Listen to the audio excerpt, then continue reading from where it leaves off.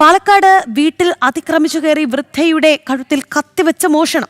കവർച്ചയ്ക്ക് ശേഷം വീട്ടിലെ CCTV ക്യാമറയ്ക്ക് മുന്നിൽ പ്രതി വിജയാഹ്ലാദ പ്രകടനവും നടത്തി.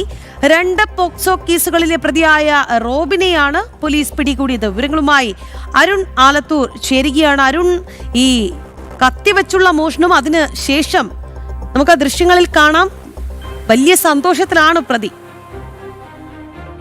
രാജി, തീർച്ചയായിട്ടും പാലക്കാട് കോഴിപ്പാറയിലാണ് പട്ടാപ്പകലിൽ വീട്ടിൽ കയറി വൃദ്ധയുടെ കഴുത്തിൽ കത്തിവെച്ച് മോഷണം നടത്തിയത്.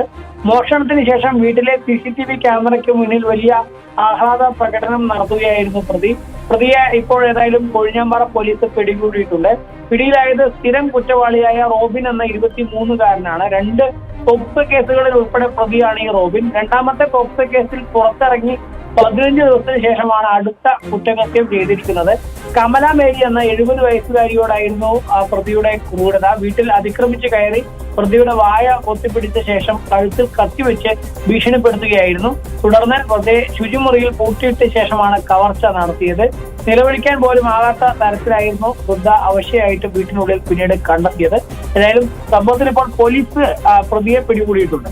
ശരി അരുൺ, എന്തായാലും 23 വയസ്സ് മാത്രമാണ് പ്രതിക്ക് പ്രായം. ഇതിനോടകം തന്നെ 2 പോക്സോ കേസിൽ പ്രതിയാണ്. ഇതിനെല്ലാം പിന്നാലെ ഒരു കേസിൽ പുറത്തിറങ്ങിയ ഉടൻ തന്നെ വയോധികയുടെ കഴുത്തിൽ കത്തിവെച്ച് മോഷണവും നടത്തിയിട്ടുണ്ട്. എന്തായാലും പ്രതി പിടിയിലായിട്ടുണ്ട് എന്നുള്ളതാണ്